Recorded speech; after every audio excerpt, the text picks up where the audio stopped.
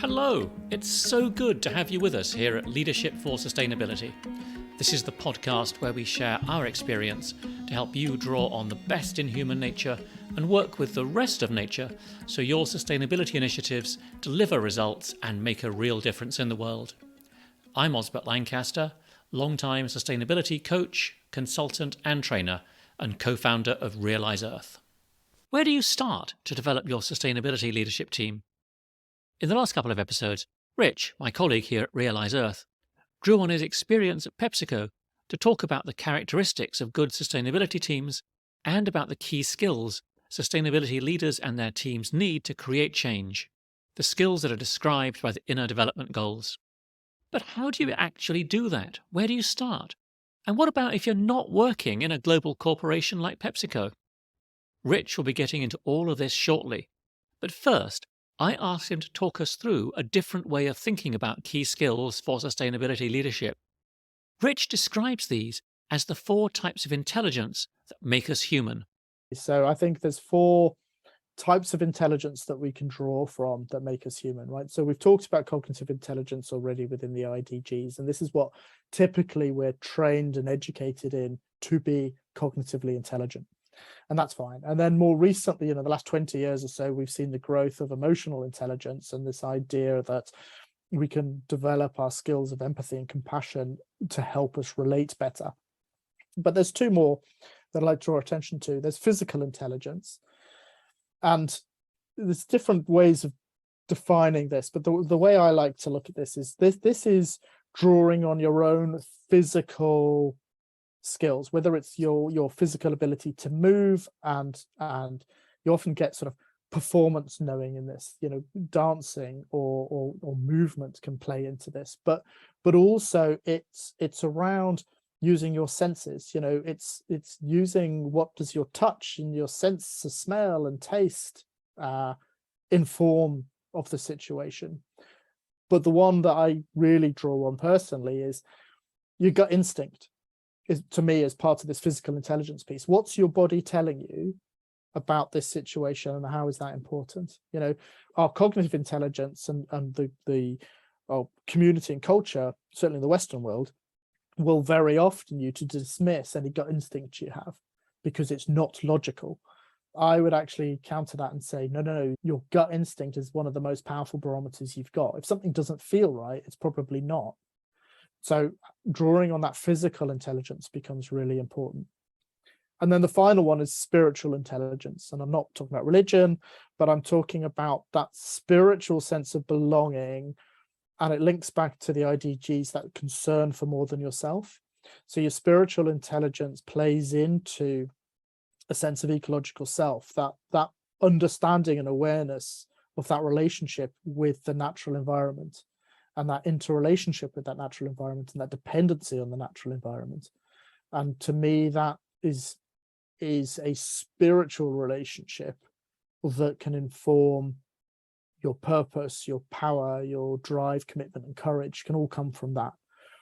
So what I find is, let's talk about myself. As I went through my master's program and the years since, I've been deliberately trying to practice and develop these 4 dimensions, these 4 intelligences, to help bring my whole self to bear in the work I do. And I think bringing these all 4 intelligences, sort of dimensions, together allows you to start fulfilling your full potential and the power that you can bring. If you're just stuck within a cognitive intelligence, that's great, and I'm sure you can be very successful, but you're only bringing a quarter of your full potential to bear. If you can bring in the emotional intelligence and the physical and spiritual, you can actually bring everything of yourself to bear. And if you can get it right, and I'm far from right, because this is whole life work kind of stuff, but the more you can harness this stuff, the more power and agency you can bring to your work. Thanks. That sort of really pulls things together nicely and leads us on to, that's what you're working towards for yourself and for the colleagues you're looking to support and the team you're looking to develop. How do you go about doing that? Again, you've touched on some of that already, but let's assume that we have someone here who is They're working on sustainability, they've got a pretty good team around them, but they know they could achieve much more. Where should they start? So my hesitation is it's a lifelong journey, it's not something you can kind of go on a 2-week course and all of a sudden have ticked that box and be good at the end. But I think it is a self-awareness journey, and it starts with self-awareness. It starts with looking at yourself and understanding the relationship with yourself. So I think, people talk about mindfulness and meditation, and that might be part of it, but that doesn't work for everybody. I really struggle with meditation. I have done it, I do it occasionally, but I kind of get more frustrated with it than I think it benefits me. But I think paying attention to yourself, what your motivations are, what your needs are, what your feelings are, the emotional intelligence with yourself becomes really important. And then from that, you're starting to tap into those sort of physical intelligence aspects to yourself become really important. Because if you can establish those things for yourself, you bench yourself on that being stuff in the IDGs, that authenticity and that inner compass that you can then start using to form what your interventions might be. So practically, there's loads of self-help books out there. I personally stay away from the pop psychology stuff, but there is some really good work with people like Bert and Patricia Shaw and Peter Senge and Otto Sharma. There's lots of good books out there. But also, I think within this is, find an individual you trust. In the balance that we had within PepsiCo's, we had buddies, and we established buddy relationships, which were like peer mentoring relationships where you could bounce stuff off with each other in a trusted environment. And, did I overreact to that? How could I have done it differently? And you have that friend to start bouncing these things off with each other. In terms of stimulating different conversations, it was about deliberately going into different spaces, deliberately disrupting the usual patterns of behavior. If you're in a corporate boardroom, it's probably arranged so that there's a head of a table with someone with a position of hierarchical power there. Everyone is sitting and waiting for permission or approval from that person before they can kind of contribute something. All of this stifles creativity and participation. So we need to find ways to disrupt that. We went up to farms. We used to have meetings on a barge in London and then go for walks at Battersea Park. When it came to our annual operating plan and working out what we were going to do, we did that as a collective process. And we went off for a few days and we hired a big party house rather than staying in a hotel. And we lived together for the week, where we all cooked together. We did fun and stupid activities in the evening. But through that process, we came together in a different dynamic, and we were able to then co-create what we were going to do from our plans and our interventions and whatnot, rather than just reinforcing the same old dynamic and patterns of behavior. So that becomes important. What else is useful at this point? I'm trying to think. Journaling becomes important here. And so I've touched on, there's various resources and things to read. What becomes important is these debriefs, either collectively or individually. And if you're doing it by yourself, journaling becomes really quite a useful tool. Having the discipline, whether it's once a week or every day, to just reflect on, well, what worked well, what didn't work well, why might that be, what could I do differently next time, and just writing about it and journaling about it, I think is a very easy early step to help people start refining this stuff. And I think the final piece to say here is the idea of action learning. Look up action learning or action research and have a look at sort of the different approaches and is associated with this, because for me, it was hugely cathartic to be able to have an approach that accepted you didn't know what the outcome would be, and it wasn't important what the outcome would be, because whatever the outcome was, you'd learn from it, and then you'd use that to inform your next intervention or your next action. And so you could do iterations of these actions and learning to improve what you were doing and the impact you're having on each round. And using that or having that as a foundation for the work I was doing was very empowering, because you didn't have to get it right. It didn't matter whether you got it right. It's just you were creating something that you could learn from and then do something different and better the next time. So I think that is a early piece of skill development to support this work. So we've covered quite a lot of ground here. We've started off by looking at what sort of team, what sort of relationships you're trying to create. Then we looked at the skills that are needed to work together as a team on sustainability. And then we looked at this final section, just sort of talked us through around how do you start out on that journey? How do you develop those skills within yourself and within your colleagues? Now, I know you said like there's no sort of simple answers to any of this, but people want to start somewhere, and people will make their own minds up about this. But I'd like to encourage you, just please, to sort of think about if you're going to give people one place for the listener to start. What could that be? But I'm also really conscious that people are going to be in very different situations. So I've got 3 scenarios I'd like to put you on the spot for with this one, and thinking here about the very first step that someone could take. So scenario 1, continuing, I suppose, where we started before, they've got a pretty good team, they know they could achieve much more.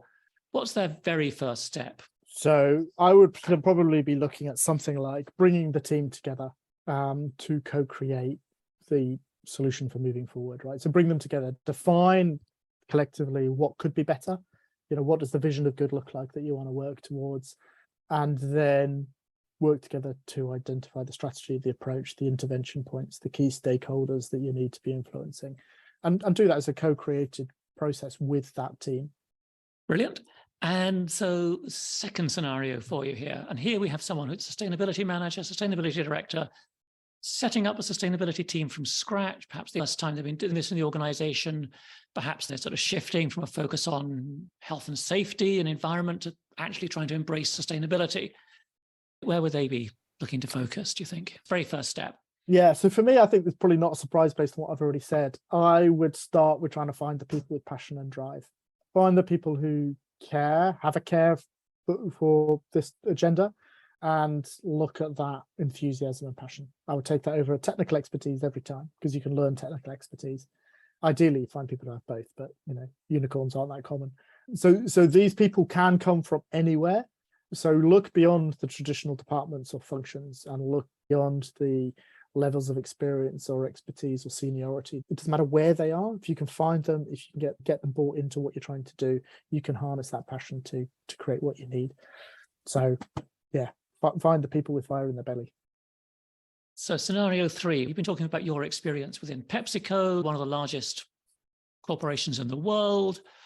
And a lot of people listening to this, aren't working in that scale of organization. So imagine someone here now in a medium-sized company. There's no dedicated team. There's not going to be a dedicated team, but they are a director or a manager, and they've picked up responsibility for sustainability. What's their first step?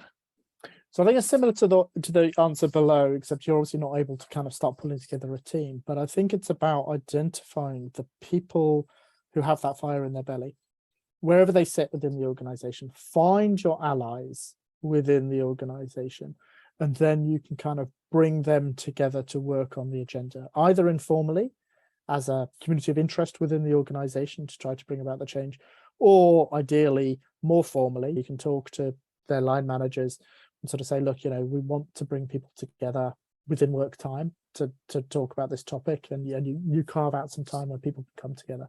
But again, identify those people with the fire and bring them around to kind of co-create the solutions and the interventions that you're going to need within the organization. I would I'm laughing because I said inquiry is more powerful than advocate, but I would advocate not trying to do it alone, because you will burn out, right? So burnout is a real risk in this area. So you need to find your allies, even if it's just for moral support. But ideally, it's so that between you, you're able to kind of share out the actions and the strategy and the work that needs to be done.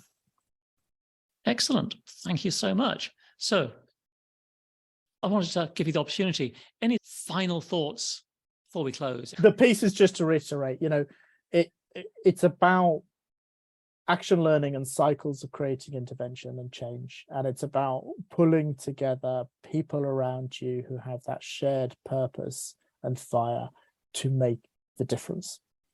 I mean, that's what it's all about. What a wonderful place to end. I hope you found that interesting and helpful. There's been a lot to take in, but you'll find a summary of the key points at realise.earth109. And if you know someone who would find this podcast useful, please do share it with them, whether on LinkedIn, by email, or old-fashioned word of mouth. I'm Osbert Lancaster, and I hope this episode of Leadership for Sustainability will help you lead on sustainability in your organisation. What you're doing is so important, now more than ever. Keep up the good work, and be sure to look after yourself. Bye for now.